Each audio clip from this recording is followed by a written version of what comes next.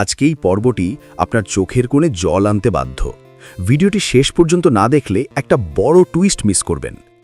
অনুভব আর লাজুর নতুন জীবনের শুরুকা মোটেও মসৃণ হলো না, কারণ বনলতা বাড়ি থেকে বিদায় নিলেও তার ফেলে যাওয়া বিষাক্ত স্মৃতিগুলো অনুভবের মনের কোণে কোথাও একটা অপরাধ বোধ জাগিয়ে রাখছিল। অন্যদিকে লাজু যদিও বাড়ির বউ হিসেবে স্বীকৃতি পেয়েছে, কিন্তু তার মনের মধ্যে এখনও সেই পুরনো অপমানের ক্ষতগুলো দগদগে হয়ে আছে। ঠিক এই সময় গল্পের নতুন মোড় ঘোরে, যখন বনলতার মা সুনিতা দেবী একদিন লুকিয়ে লাজুর সাথে দেখা করতে আসেন।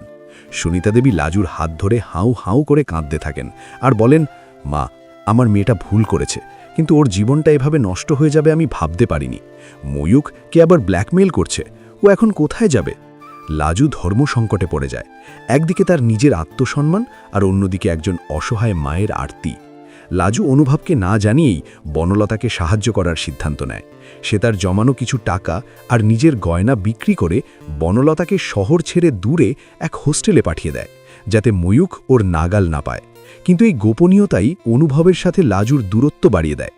অনুভব একদিন লাজুর ব্যাগে গয়না বিক্রির রসিদ দেখে ফেলে এবং তার মনে হয় লাজু হয়তো তাকে লুকিয়ে অন্য কাউকে টাকা দিচ্ছে বা কোনো বিপদে পড়েছে। অনুভবের মনে পুরনো সন্দেহের দানা বাঁধতে শুরু করে। সে ভাবে লাজুও কি বনলতার মতো তাকে ঠকাচ্ছে। এদিকে স্ত্রী মানে অনুভবের মা এখন পুরোপুরি লাজুর পক্ষে। তিনি যখন জানতে পারেন লাজু কাউকে না বলে বাড়ি থেকে বেরোচ্ছে, তখন তিনিও একটু চিন্তিত হয়ে পড়েন। একদিন মাঝরাতে অনুভব লাজুকে জেরা করে এবং লাজু সত্যিটা বলতে অস্বীকার করে, কারণ সে বনলতাকে কথা দিয়েছিল যে তার আশ্রয়ের কথা কাউকে জানাবে না। এর ফলে অনুভব আর লাজুর মধ্যে প্রচণ্ড ঝগড়া হয় এবং অনুভব রাগের মাথায় বলে দেয় যে তুমিও কি তবে বনলতার মতোই বিশ্বাসঘাতকতা শুরু করলে? এই কথা শোনার পর লাজু স্তব্ধ হয়ে যায়। সে ঠিক করে যে এই বাড়িতে তার থাকা আর সম্ভব নয়। সে তার ব্যাগ গুছিয়ে হোস্টেলে চলে যাওয়ার সিদ্ধান্ত নেয়। ঠিক সেই মুহূর্তেই বনলতা নিজে বাড়িতে এসে উপস্থিত হয়। সবাইকে অবাক করে দিয়ে বনলতা অনুভবের পায়ের কাছে পড়ে ক্ষমা চায় এবং জানায় যে লাজু তাকে কিভাবে বাঁচিয়েছে এবং ময়ূখের হাত থেকে রক্ষা করেছে। বনলতা বলে যে লাজু যদি আজ না থাকতো তবে ময়ূখ আমাকে মেরে ফেলত বা অন্য কোথাও বিক্রি করে দিত। আমি তোমাদের অযোগ্য, কিন্তু লাজু এই বাড়ির লক্ষ্মী। অনুভবের তখন নিজের ভুলের জন্য অনুশোচনা হয়। সে লাজুর হাত ধরে কাঁদতে থাকে এবং বলে, আমাকে ক্ষমা করে দাও, আমি পরিস্থিতির চাপে পড়ে তোমাকে ভুল বুঝেছিলাম। স্ত্রী তখন এগিয়ে এসে লাজুকে জড়িয়ে ধরেন এবং বলেন, মা, তুমি শুধু এই বাড়ির বউ নও, তুমি এই বাড়ির বিবেক। আজ থেকে তোমার পড়াশোনার সমস্ত দায়িত্ব আমার।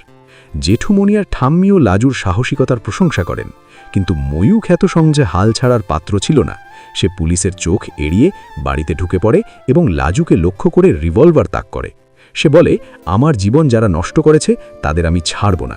ঠিক সেই সময় অনুভব লাজুকে বাঁচাতে সামনে চলে আসে এবং গুলি অনুভবের কাঁধে লাগে। বাড়িতে হুলস্থুল পড়ে যায়। পুলিশ এসে ময়ূককে গ্রেফতার করে নিয়ে যায় এবং অনুভবকে হাসপাতালে ভর্তি করা হয়। হাসপাতালের সেই কঠিন দিনগুলোতে লাজু এক মুহূর্তের জন্য অনুভবের পাশ থেকে সরে না। সে দিনরাত এক করে অনুভবের সেবা করে। অনুভবের বাবা বুঝতে পারেন যে লাজুই তাদের পরিবারের আসল খুঁটি। ধীরে ধীরে অনুভব সুস্থ হয়ে ওঠে এবং তাদের সম্পর্কের বাঁধন আরও মজবুত হয়। কয়েক মাস পর লাজু তার ফাইনাল পরীক্ষায় গোল্ড মেডেল পায় এবং সেই খুশিতে স্ত্রী বাড়িতে বড় করে এক অনুষ্ঠানের আয়োজন করেন। সেখানে তিনি ঘোষণা করেন যে অনুভব আর লাজুর আবার সামাজিকভাবে বিয়ে হবে, কারণ আগের বিয়েটা ছিল পরিস্থিতির চাপে, এবার হবে ভালোবাসার টানে। বনলতা ততদিনে অন্য এক শহরে নিজের পায়ে দাঁড়ানোর চেষ্টা শুরু করেছে। সে অনুভবের কাছে ডিভোর্স পেপার পাঠিয়ে দেয় এবং লিখে পাঠায় যে তোমাদের সুখে আমি আর বাধা হতে চাই না। বিয়ের দিন লাজুকে লাল বেনারসিতে অপার্থিব সুন্দর লাগছিল। অনুভব তার দিকে তাকিয়ে মুগ্ধ হয়ে যায় এবং মনে মনে প্রতিজ্ঞা করে যে এই মেয়েটির চোখে সে আর কোনো দিন জল আসতে দেবে না। বাসর রাতে অনুভব লাজুকে একটা ডায়েরি উপহার দেয়, যেখানে সে তাদের কাটানো প্রতিটি মুহূর্তের কথা লিখে রেখেছে। লাজু ডায়েরিটা পড়ে চোখের জল ধরে রাখতে পারে না। অনুভব তাকে বলে, লাজু, তুমি না থাকলে আমার জীবনটা হয়তো অন্ধকারেই থেকে যেত। লাজু হাসি মুখে অনুভবের কাঁধে মাথা রাখে এবং বলে, আমাদের এই যাত্রা যেন কোনো দিন শেষ না হয়। এইভাবেই অনেক চড়াই উতলাই পেরিয়ে লাজু আর অনুভব এক সুন্দর আগামীতে পা রাখে, যেখানে ষড়যন্ত্রের চেয়ে বিশ্বাসের জোর অনেক বেশি। অনুভবের মা মানে স্ত্রী এখন গর্বের সাথে সবাইকে বলেন যে আমার মেজ বউ লাজু এই বাড়ির অহংকার। এইভাবেই গল্পের একটা সুন্দর সমাপ্তি ঘটে, যেখানে ন্যায়ের জয় হয় আর ভালোবাসার কাছে হার মানে সমস্ত কুটিলতা। লাজু নিজের স্বপ্ন পূরণ করে একজন সফল আইনজীবী হয়, যাতে ভবিষ্যতে কোনো মেয়েকে বনলতার মতো ভুল পথে পা দিতে না হয়। আর অনুভব তাকে সব সময় ছায়ার মতো আগলে রাখে। তাদের এই গল্প অনুপ্রাণিত করে হাজার হাজার মানুষকে, যারা মনে করে যে অন্ধকার সময়ের পর আলো আসবেই একদিন। বিয়ের পর লাজু আর অনুভবের জীবনটা যেন এক শান্ত নদীর মতো বয়ে চলতে শুরু করেছিল, কিন্তু ভাগ্যের পরিহাসে সেই শান্ত নদীতেও একদিন বড়সড় ঢেউ আছড়ে পড়ল। কারণ অনুভবের পরিবারে খুশির আমেজ থাকলেও বনলতার মা সুনিতা দেবী হঠাৎ একদিন অসুস্থ হয়ে হাসপাতালে ভর্তি হন। বনলতা তখন অনেক দূরে একলা লড়াই করছিল। সে খবর পেয়েই কলকাতায় ছুটে আসে, কিন্তু তার কাছে চিকিৎসার কোনো টাকা ছিল না। হাসপাতালের করিডোরে যখন বনলতা হাহাকার করছিল, তখন লাজুই প্রথমে এগিয়ে যায়। অনুভব প্রথমে বারণ করেছিল, কারণ সে চায়নি তার সাজানো সংসারে আবার কোনোভাবে বনলতার ছায়া পড়ুক। কিন্তু লাজু তাকে শান্ত করে বলে, অনুভবদা, মানুষ হিসেবে বিপদে পড়া মানুষের পাশে দাঁড়ানো আমাদের কর্তব্য, বিশেষ করে যখন আন্টি আমাদের পরিচিত। অনুভব লাজুর এই মহানুভবতা দেখে অবাক হয়ে যায় এবং সে নিজেও সাহায্যের হাত বাড়িয়ে দেয়। স্ত্রী প্রথমে একটু খুঁতখুত করলেও লাজুর বুঝিয়ে বলার পর তিনিও রাজি হন। সুনিতা দেবীর অপারেশন সফল হয় এবং বনলতা অনুভবের পরিবারের এই উদারতা দেখে নিজের ভুলগুলো আরও বেশি করে বুঝতে পারে। সে ঠিক করে যে এবার সে সত্যি নিজেকে শুধরে নেবে। তবে আসল নাটক শুরু হয় যখন ময়ূক জেল থেকে প্যারোলে মুক্তি পায়। ময়ূক জেলের ভেতর থেকেই পরিকল্পনা করেছিল কিভাবে অনুভবের পরিবারের ক্ষতি করা যায়। সে জানত যে লাজুই এখন এই বাড়ির প্রাণ, তাই সে লাজুর পড়াশোনার জায়গায় হানা দেয়।